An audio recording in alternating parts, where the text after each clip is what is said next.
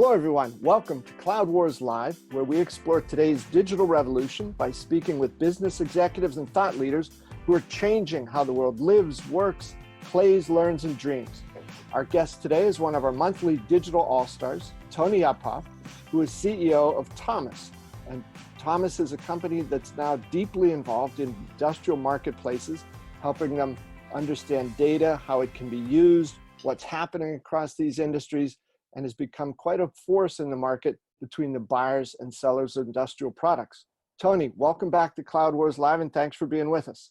Hey, thanks, Bob. Always enjoy our conversations. Thank you, sir. Thank you. Geez, I know some of the things you've been on recently, 10 billion people in the world, a number of very dynamic, wide-reaching topics coming up. And it looks like today you have some things to talk about around the big field of change management and how that pulls together a lot of pretty powerful threads that have been on your mind lately.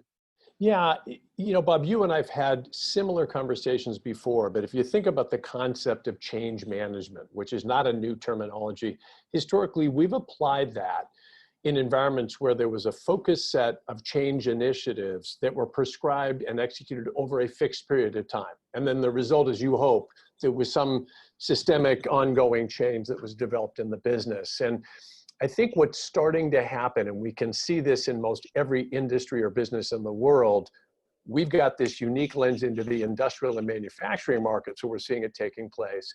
But if you think about the three core elements, right, you've got super advanced technology that's moving and just advancing at a remarkable rate.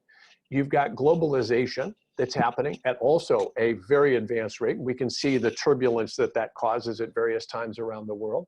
And then the third piece I think is probably less talked about, but I think equally powerful, is we have a truly multi-generational workforce for actually the first time it's ever happened, where you have a generation the same size as the baby boom generation, the largest generation previously ever created, in the workforce at the exact same time.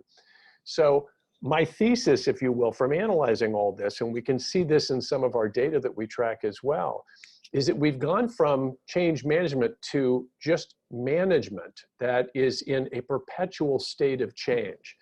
And I would argue, Bob, and I'd like to hear your thoughts on this, that this is having a profound impact on business leaders today. And I wouldn't mind breaking the conversation down into a series of areas, but just be curious on your thoughts, because you've chronicled some of this yourself. Well, Tony, that's wild. I think, today there's that need, while we feel sometimes the need to pursue, perfect innovation, because there's so much data in the world. Well, if we just look at things properly, we can get the perfect data, perfect analysis, know exactly what's going on. But it's almost like a Heisenberg principle in there, where the closer you try to find that, the more it lurches away from us. So I think your idea there about change management, maybe it's a little like the old electric typewriter. No, wait, I'm going back too far. How about a wired telephone, or a mobile phone? Well, mobile as opposed to what? So change is more constant, more rapid, more profound today than ever. So I think you're onto something, Tony. And how would you break that out? Well, it's interesting. And if you think about this, the average person can relate to this in their own business, because every business is going through a cycle. But if we want to give it a bit of a framework, I might look at it people and organizational, right? What does it mean as a result of these dynamics about, how are you running a company today? And how do you think about the people that you recruit, attract, retain, and develop? And then what structures do you put them in? Both physical structures, but then also organizational structures. And how does that work today? I think it has profound implications for the products and services that not only do we buy to manage our companies today, and there's a new one out every day, and the nature of how do you manage all that, but also it's opening the doors for the types of products and services that we can now produce, right? So the enabling technology around some of these things is really remarkable. And I've got some examples to share with you there.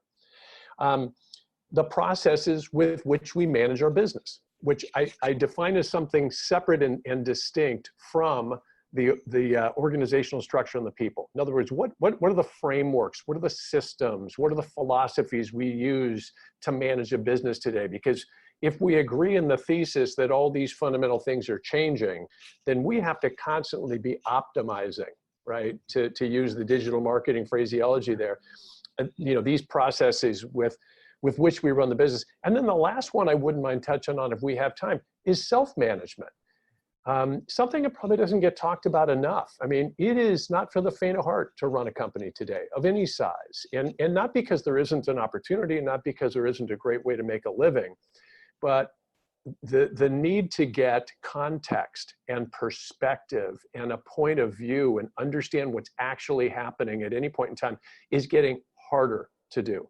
And I would offer the perspective that the emotional stamina required to run a business today is infinitely more difficult or more trying than it was even 10 years ago. And so I think, you wrap up all those things. If we could guide the conversation into those areas, I think it might be kind of interesting. Sure, Tony, let me just ask you to go back to what you said just a second ago about the notion of stamina, because if it applies for the leaders of companies, perhaps most intensely there, but it's got to be true then throughout the organization. Could you talk a little bit about that, and how do you get beyond that? Yeah, 100% accurate, Bob. So, and let's see if we can, unpack this a little bit, right? So with the pace of change comes new competition, renewed competition, customers that move with you, customers that move away from you. All those things are happening faster than they happened before. So things that might have, and it's a bit of a cliche, but it's true, right? Things that might have taken a cycle of 5 years before are now maybe 2.5 or 2 years. Everything's getting compressed. So as a result of that, we're having to make decisions on imperfect data. We're not going to have 100% fidelity on the data that we have to make decisions anymore. And I know many professionals that operate in the business information industries that I operate in are thrilled if they could have 60 to 75% fidelity of data on a decision that they need to make. It could be around a new product or a customer dynamic or a competitive issue that they're wrestling with there. As you bring this to the personal too, what this is creating in a lot of companies, and to your exact point, whether it's at the senior leadership of the company or whether it's in the rank and file of a company, right? Those things are flattening. Traditional hierarchies are starting to go away as we use metrics and systems to manage, which adds more value for you to sit astride those systems, whether you're, quote unquote, an employee or a manager or a senior executive. But what's also true is, given this pace of change and given the velocity that things are moving, is you have to be comfortable with ambiguity today. You have to be comfortable that you may not get everything right every day. And it's not an era for perfectionists, certainly not in business today. There's an adage, Bob, that you would know pretty well that's used in the Silicon Valley. I don't know how many of your listeners would be familiar with it, but it's a phrase called "let fires burn." And it's exactly what it sounds like. It's the strength of will required to say, I know that's a problem. I'm going to let that fire burn as long as I can make the decision that it's not a fire that's about to burn down the house. And I would differentiate the two. But it's having that, and I'll use the term emotional stamina, to be able to deal with that day in and day out and keep going forward. And I emphasize this. What I'm pointing out is nothing new. It sounds like a Rudyard Kipling quote, but the fact of the matter is it's happening faster. And I would argue that it's happening at all levels of organizations today. And it could, in the wrong hands, create frustration or anxiety or challenge and concern. I think in the right hands, it can be a stimulus to coalesce an organization and give it the opportunity it needs to thrive. Yeah, Tony, just two things about the organizational, or the nature of organizational structures as you described them in an earlier conversation today with one of your fellow digital all-stars, Sean Amirati. We were talking about how certainly among the tech companies, and there's probably a parallel into other industries, if you take engineering expertise out and plug in the appropriate one, and maybe it's engineering in some of the others as well, certainly in the industrial fields where Thomas operates, but salespeople, the sort of traditional, as Sean described them, the sort of backslapping salespeople who've known somebody for 10 years, knows all the kids' names and birthdays, always takes you to your favorite rock concert, are being displaced by subject matter experts who can get in and really deliver needs, because those time cycles you described are so much shorter. So I think that that's clearly a big one. And on the other hand, you've got companies jumping industries, or at least moving over to the far boundaries of industries that they haven't before. So nothing's static, nothing's staying the same. And this sort of constant turnover here gives people inside organizations, I think, the opportunity to either be frightened or uncertain. Do we know where we're headed? Gee, things are changing faster in here. What's going on? Or based on the emotional stamina that leaders and others in the organization can bring to it, then to turn that potential anxiety into something powerful of confidence and optimism toward the future. So I think this big idea that you're on here about where change management just becomes everyday management is quite powerful. Yeah, and I love Sean's example of sales. In essence, what he's pointing out is that entire job functions, right, are being redefined. And you and I have seen, this partly in technology. We've certainly seen it in digital marketing, that the idea of what a sales rep did to add value has started to shift and change. First off, in the average purchase process in the industrial market today, the buyer is upwards of 70% of the way through the process before they engage with a sales rep. So the day of good old Tony taking you out for a steak once a month and all that kind of stuff is giving way to something else. The real issue then is, how, as a sales rep, could I add value in that 70% if they aren't meeting with me? And I think it comes down to a deceptively simple concept of relevance. Is, how do I stay relevant with you as a prospective buyer? Now, that could be likely through marketing during that 70% and not as a personal touch, but I have to be pretty in sync with the jobs to be done that you're working through and understand what you really need to help you solve some of those problems, so that when I get the opportunity to engage with you, it is not a cold call, it's a warm call. Now, I made that just sound really easy and simple and very obvious. Boy, imagine you're a 20-year sales veteran and you've hit your quota for years and years and years. Over the last 5 or 6 years, maybe things are getting a little wobbly. And you might be interviewing for new jobs, and your Rolodex isn't going to get you into that job anymore. And your visit to the annual trade show and the fact that good old so-and-so and all these people, that's a pretty radical change. And so I think Sean's spot on. And I think that's just the beginning of the job functions that are going to get redefined. I would think in the industrial marketplace, a couple of data points I'll throw your way. We track demand across ThomasNet for 72,000 different categories. Every 2 seconds, a buyer is selecting a product or a supplier for a product or service.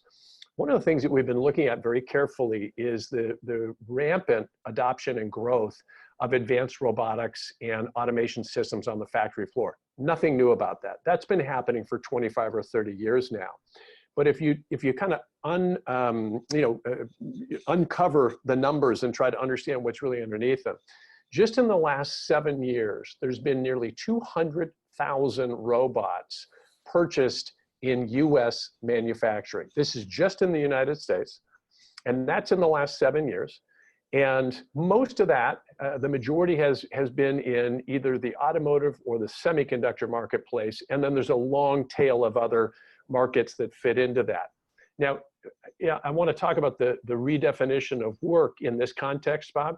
In that same 7 years, there's been 1.3 million new jobs created in American manufacturing. So the myth-busting nature of this is really intriguing, right? So you think to yourself, well, wait a second. We're replacing people with automation. That's great. Let's move on. But that's not actually what's happening. And I think it cuts to perhaps some of the conversation you and Sean might have been having. Those aren't white-collar jobs. Those aren't blue-collar jobs. As you and I have touched on before, these are some sort of new collar, if I can use that buzzwordy term. Something is really unique that's happening here. They're not the same job that it was before. And I think this is both very exciting, and I think it's it says so much about the growth and innovation of these industries and where they could go. But cutting back to where we started from, it's not for the faint of heart. These are tough, challenging things. It's all well and good to say, well, I could create a whole series of new jobs. I may be running a company that exists with the majority of people that I don't know if I can train them into those new jobs. I don't know that they're going to make that segue into those new jobs. And I think therein is part of the rub that a lot of business leaders are facing today. And Tony, if I could, there's, another common buzzword that gets kicked around a lot these days, and despite the triteness of the term itself, the phenomenon's 100% real, of digital transformation. And so much, when I talk to folks about this, I say that really the hub of it isn't at all technology. It's that companies have to put their customers at the center of everything. And in this time of intense change and everything's flipping around and potential uncertainty, those companies that are able to build their futures and their new, as you've described it, their people, their products, their processes around customer orientation are going to have the best chance. If they don't do that, I think it's going to be an endless cycle of, dog chasing its tail, or, in another way, just a slow glide into irrelevance, or maybe not so slow. And you talked about that earlier, the need to be relevant as the market moves at incredible speeds, sometimes with lurches that cannot be anticipated. Well, and I think, Bob, sticking on this topic of relevance for a minute, if you go back to the stat in the industrial purchase process of 70% before they engage with a sales rep, you and I both know it's even higher than that in areas of business technology and some other B2B markets. We've been starting to refer to that moment in time as the relevance firewall. Mm-hmm. That this is that moment that if you haven't created some value and relevance, right, as a brand, as a company, as an offering, that you are helping to solve the jobs to be done for that prospective buyer, you're not going to get through behind the firewall, period. End of story. This isn't a matter of cold calling or going to a trade show or any of the traditional tried and true methodologies that we've used before. And I think you're onto something as you describe some of these changes and some of these shifts. And I think inside the context of digital transformation, I think one of the other things that I talk to a lot of groups about is the nature of engaging with prospects and customers is changing beyond simply the digital component. So I'll be explicit about that. A question I ask to groups that I speak in front of where there's marketers and senior executives in the room is I will say, just as a show of hands, how many people have changed their sales process to sell the way that your prospects and customers now buy? And there's an awkward moment of probably upwards of 10 seconds. And then everyone starts laughing and no one raises their hand, right? And I'm kind of having fun with the question, but you are identifying the organizing around the customer, which I think we throw these, not you and I, but we as an industry throw these terms around as though they're really simple and obvious, but the actual changes you need to make to really identify how does my prospective customer buy and how do I organize my sales around their needs and wants and process for buying, not just the way that I choose to sell. Because I'd love it, trust me. Can you imagine how nice it would be to be able to run a company that all of your customers would simply buy the way you choose to sell? But that's a big shift. Yeah, and so Tony, you talked about these remarkable numbers over the last 7 years that Thomas and ThomasNet have put together. 200,000 robots purchased for manufacturing in the US at the same time, 1.3 million jobs. So this emotional stamina that you described at a time of unprecedented change, all these things working along, you start to think you got a fix on what's going on. And then from the outside or from up above, boom, these other things come in like AI or additive manufacturing that you've described, which again, you're driving at 65 on the highway and a bear runs across the lane. What do you do? How do you deal with these things? And you better find a way to do it right, because they're not going away. And not only are they not going away, but they're going to have, again, one of those disproportionately huge impacts on change. You're spot on, Bob. Let's highlight additive manufacturing. And you and I've touched on this before. Some people use the terminology of 3D printing. It's fundamentally the exact same thing.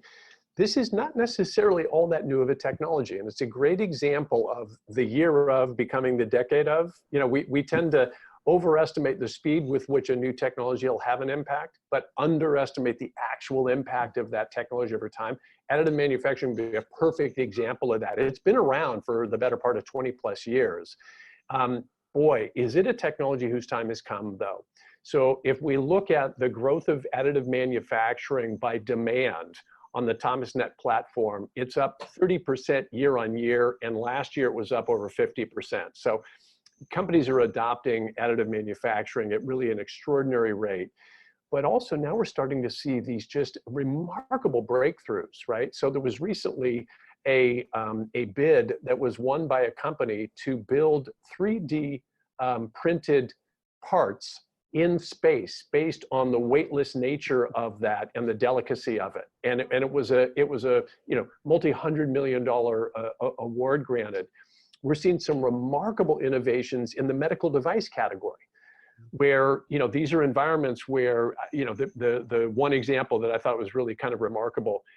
Think of the advances of a hearing aid. Well, historically, that's been a product that it's got multiple pieces that you have to fit together, which by definition is going to make it difficult to manufacture, and there has to be some sort of process for fitting that together, and it adds to the size of it. Additive manufacturing has completely revolutionized that industry, where those can be crafted without seams and screws and other elements to them. And it's a small example, but if you start to then plot that in the medical device industry, it literally is opening up, remarkable new advances. Now, imagine, going back to our point, you were running a company that scoffed at additive manufacturing a few years ago, and you didn't time this right.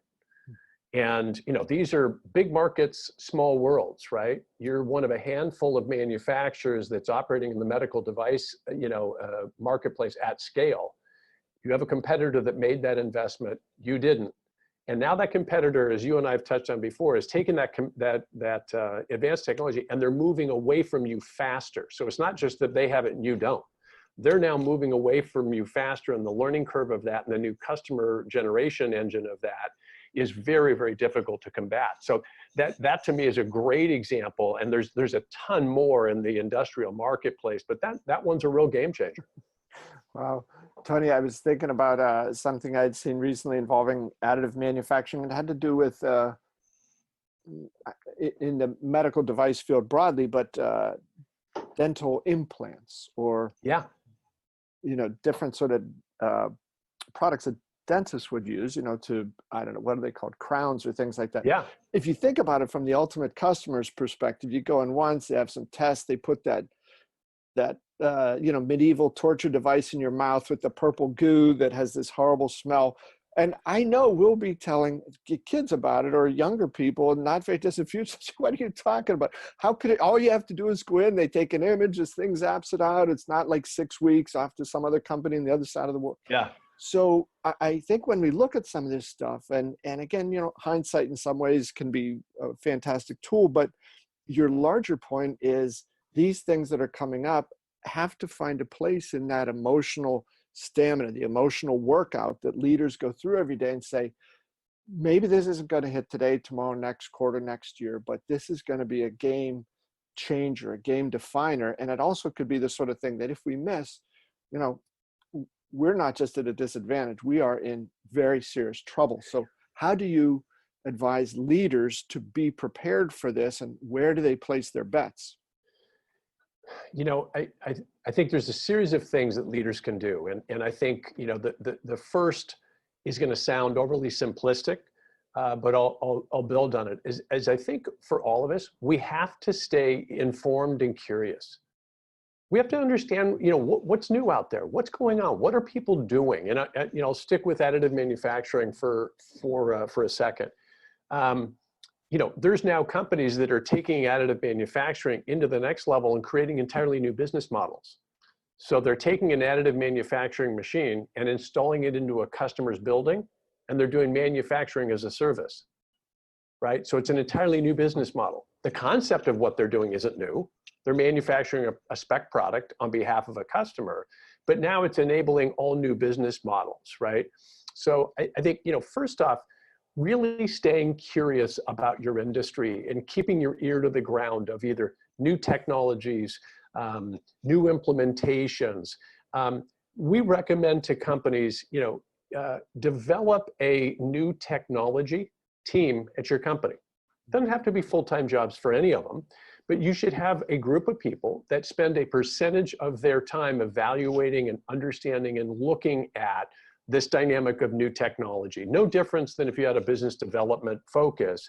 Again, I think for a smaller company, this isn't a full-time role for any one person. For a big company, obviously, they have research and development teams, they have big tech teams and those types of things.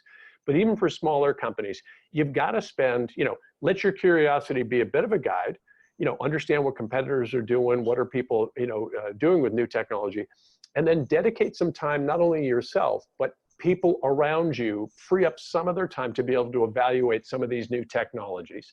And then find a way to liberate enough of some budget where you can start to do some experimentation. And again, these are all in ratio. So a huge company obviously is able to spend a lot of money on these things, but some of these things aren't that expensive. One of the really remarkable things about technology, and you and I have been, in the technology related markets for, 25, nearly 30 years. So we've seen these cycles before. What is consistent is it gets cheaper, faster, better. Mm-hmm. So, if I think of on-premise software for financial services, that was a multi-million-dollar kind of slow moving, lots of investment and lots of after, sale and, maintenance, all that kind of stuff. Today, that process is not nearly as expensive, and we can get a new system up and running in literally a matter of days, where it used to take months, if not all the way into a full year for that.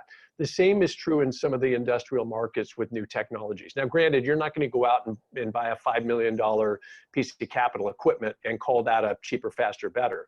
But there are things that we recommend to companies start to experiment in your marketplace. And some ways you might do that is through contract manufacturing. So an example that, contract manufacturing is rising very quickly. Contract engineering is rising very quickly. In many cases, what that is companies of all sizes that say, I'm not ready to full on step into that space yet, but I want to give it a go. I want to try it. I want to do some experimentation. So there's ways to do this. So I think first step is, look, if you've lost your curiosity and passion for the industry, have a talk with yourself in the mirror, and you might want to consider calling up private equity and deciding to get out. But putting that aside, I think dedicating a strategic framework, and it doesn't have to be fancy, but saying, hey, are we keeping pace with new technologies? Are we keeping pace with global opportunities? And if not, how do we start to explore and look at those? And then within budgetary parameters, start to experiment. And I note the small to medium, again, larger companies do all kinds of different things that sometimes the larger budgets will enable, but the same thought process applies. It could be through contract manufacturing or contract engineering that you evaluate some of these. The other thing that's happening in the industrial market is something that you and I know well from the business technology arena, which are the equivalent of VARs, but they're systems integrators in the industrial marketplace. So you can get access to not only these advanced automation and robotics systems, but companies that can be very agile and nimble at coming in and helping you understand how to unlock the value of these things. And then depending on your budgets, do a crawl, walk, run strategy. You don't have to bet the company on some of these things, that maybe years ago, Bob, you kind of did, yeah. Right? If you really wanted to own the future, you were going to have to really make a big bet. Yeah. Tony, terrific advice on a lot of fronts there. And I think that the degree to which in industrial markets or any others that those new product innovation, new opportunity teams can focus their time out at customer locations or in partnership with customers to see, is this playing in the real world, or am I distorted in my thinking a little based on where my individual company has been? It doesn't mean that it was wrong. It just means it's, as you talk about, the rear view mirror does not always, rarely points the way into the future for you. And Tony, your point there too about, stay informed and curious. That's fantastic. one of your other digital all-star colleagues here, Chris Lockhead, recently talked about a book from Tom Siebel, who had founded the big Yeah. CRM company Yeah. that he later sold to Oracle. He's got a book out now, and it's really, he's running an AI company, and he said it is a CXO's job not just to understand sort of broadly / vaguely what AI can do and some of these digital technology terms. You've got to understand it as well as you should be able to understand a lot of financial metrics, not every Yeah. detail like the CFO, but leaders of today and into the future. You want to be leaders in the digital economy, you got to understand the digital dynamics. And it sounds like this advice you're offering to people in this whole scheme of change management becoming / just straight management. I think, you know, that's extremely valuable. The other things: informed, curious, and engaged. Yeah. I think the other thing I would weave in here, and perhaps it came up in the conversation with Chris, and I'll look to get Tom Siebel's new book. I'm a huge fan, obviously wildly successful guy, but he's a deep thinker as well. I think what's happening is through the use of much of this technology that we've touched on, but also, you know, advanced ERP systems, artificial intelligence, all the different things that we're seeing starting to implement across business, but certainly we're seeing this in the industrial marketplace. I think it's starting to change the nature of what we think of as quote unquote management. Mm-hmm. And so if I'm running a company where the fundamental strategic framework is pretty well understood. We understand what's true north. We understand what we make and provide for customers. We understand the value proposition. You have specialists that understand their roles. If we're distributing real-time data to those folks that have proximity to the applications they're deploying, right? Whether they're making a product, serving customers, whatever it is, now you have to ask yourself, well, what does management do? Right? Because even though it sounds trite to say, you and I both know an enormous number of companies where managers wander around telling other people what to do, which is a complete 100% waste of time today. It's just, you might as well be lighting dollar bills on fire. So I don't know if you and Chris got into that as a related nature of the conversation you had, but I'm fascinated with where management is going and the idea of flattening organizations. Not that you don't have a reasonable structure and management positions. I'm not saying that, but the gap between the highest title and the lowest title should be really small today.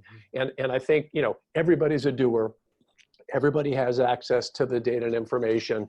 Everybody understands the objectives of the company. And I'm a bit overstating or idealizing that, but I really think, Bob, that we have the ability to go there now. I think some companies are struggling either culturally or structurally to get to that model, and they're still deploying middle managers to line people up every day and, okay, Tony, this is, you know, between 9 and 10, this is what you do. How'd you do? Let me check your list, you know. And I'm exaggerating to make the point, but there still is some of that happening. Yeah, Tony, if I could offer a couple things about that one, over at SAP, which is certainly a big player in the software field in industrial markets, has been for a long time.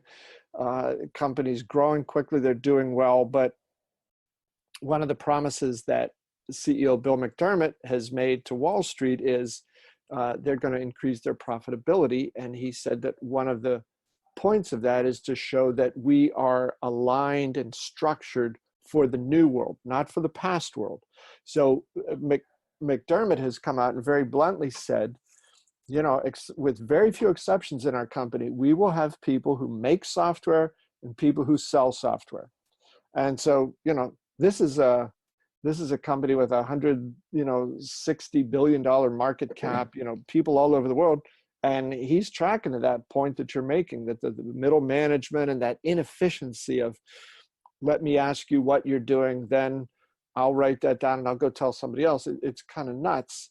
And I think, you know, in a way, this shift into the future, this customer-centered part of the world, I think, again, you know, Microsoft has done such a great job with this, that often the fire of innovation and the thing that guides Microsoft's product development isn't so much, you know, their egghead sitting inside the company. It is what is going on out there at the customer locations. And it Yeah. really becomes that process of co-creation, co-development, co-innovation with them. So, how can you get out there and feel the things that are happening at the point of the decision making by the customer?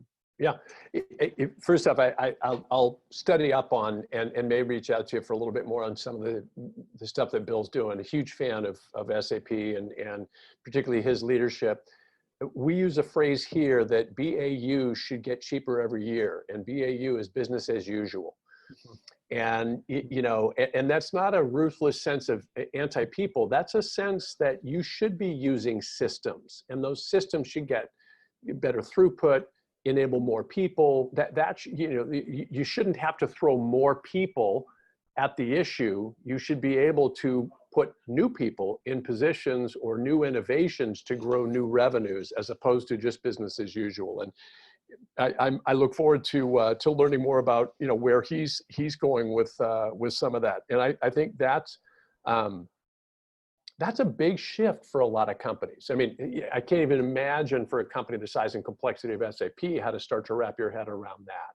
But I think it does begin with the idea of, do we have the enabling systems that are allowing people to self-actualize? And I don't mean to get buzzwordy about it, but they can do their jobs. And I don't have to call up and say, hey, Tony, let me take you through what you did this morning and see how you did on it. I know.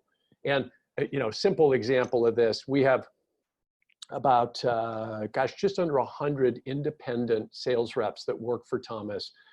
We call them certified Thomas partners. And these are really intelligent folks, have extraordinary relationships. And we work a lot to enable them and just help support them in their sales efforts out there. One of the things that we've done over the last few months is completely reimagined our Salesforce instance, our order entry system, our book to cash systems, new financial systems from stem to stern. And we did it by building around the customer. So we did a fair amount of analysis of what's changing within our customer set. How does our customer buy? How can we do this in a way that's easier and more simple to do? A part of this will, over time, not yet released, be a series of very simple monthly push dashboards for these sales reps. So they don't have to go into the system and determine how they're doing. They don't have to go into the system and see how they're performing against perhaps a rep in a similar size city, in another part of the country. They'll be able to get this, and it's going to enable them.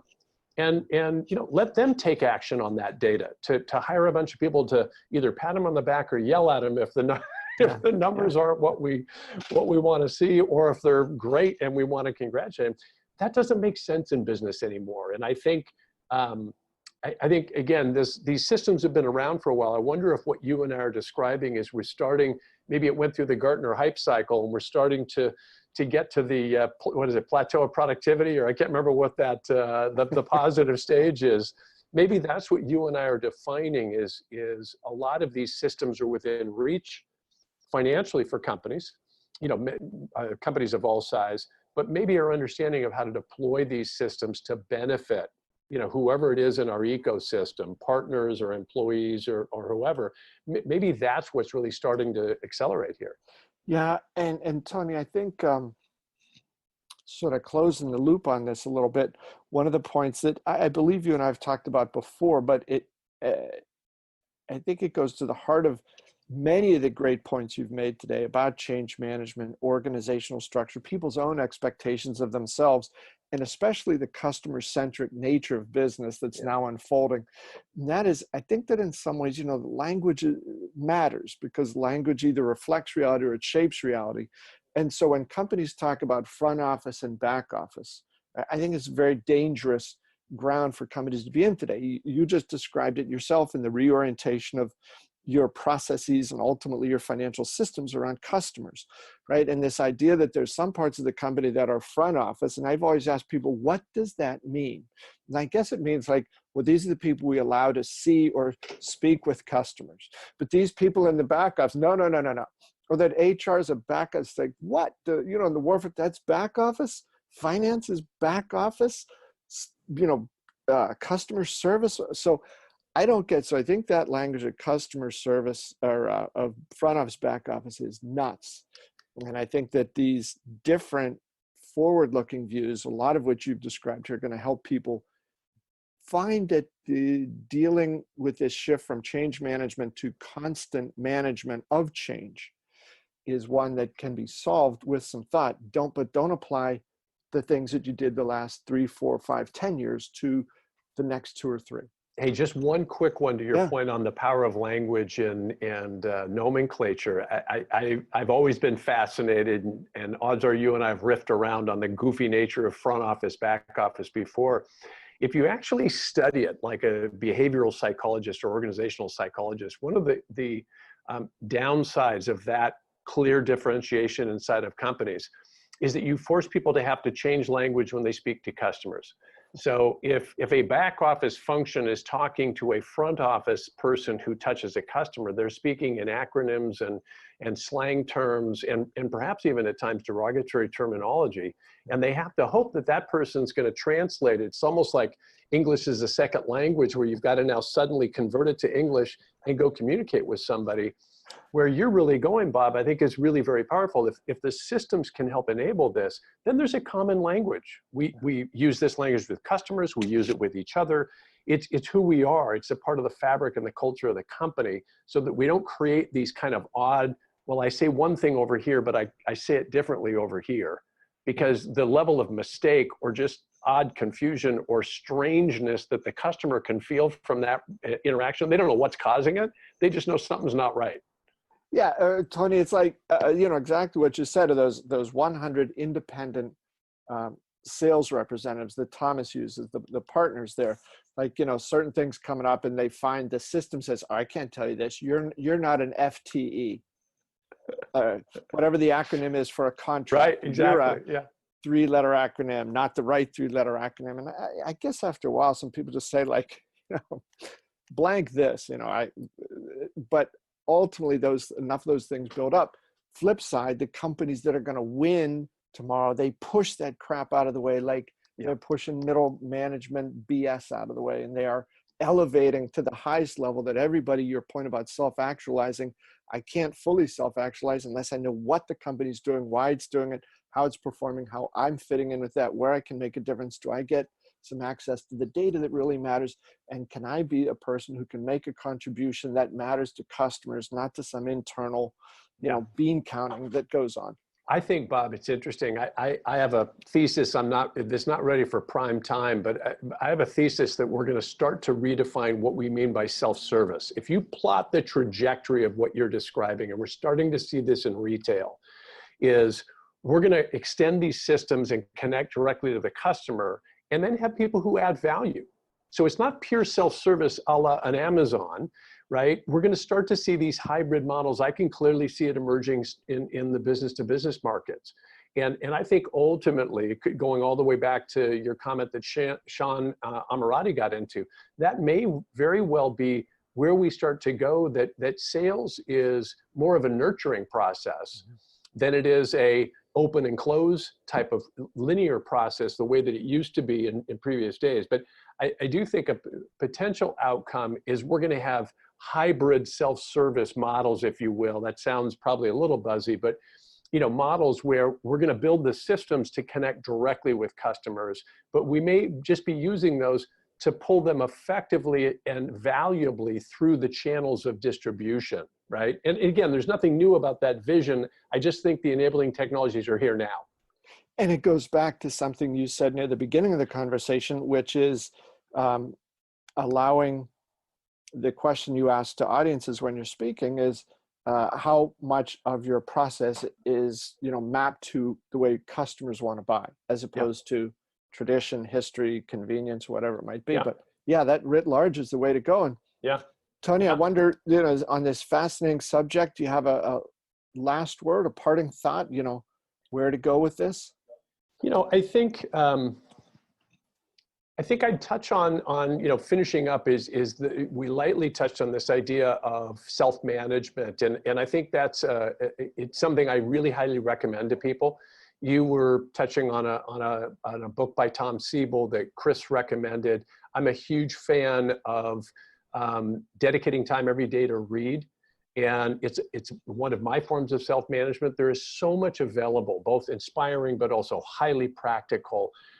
There's so many frameworks and systems and tools and ways of thinking about this that I think are really, really important for either business leaders or people who aspire to be business leaders to engage in and around. I'm not a huge fan of the work-life balance conversation, and not because I don't think it's an important one. I think we're asking the wrong question around that. I think it is about self-management. And it's not about how many hours do I spend working and how many hours do I spend in my personal life. I think it's about how do I stay fresh? How do I stay curious? How do I develop an emotional stamina so I don't, the highs don't get too high, the lows don't get too low. There are so many tools and systems and resources today to help the average professional. The phenomenon of business coaching, which is just blowing up over the last 5 to 7 years, I think is an outcome of this, Bob. I think the growth of things like YPO, the growth of things like Vistage, I think those are outcomes of this. We can turn to each other. We can put networks together. We can adopt mentors and different things. So I know it's not about technology and it's not about cloud computing, but I really believe in today's world that leaders need to really make sure they're putting their own oxygen mask on first, and they're doing the things they need to do for self-management, because that way they're gonna have the best opportunity to serve the people in their company and to help build and grow their business. Well, Tony, powerful stuff as always. Thanks for the great thoughts on this. Thanks for bringing up a really intriguing strategic subject and offering some really strong ideas for how to go into it. Always a pleasure, and we'll look forward to seeing you next time. Bob, thanks very much. I'll see you next time. All right. And thanks to all of you folks for being with us here at Cloud Wars Live. We hope to see you again soon.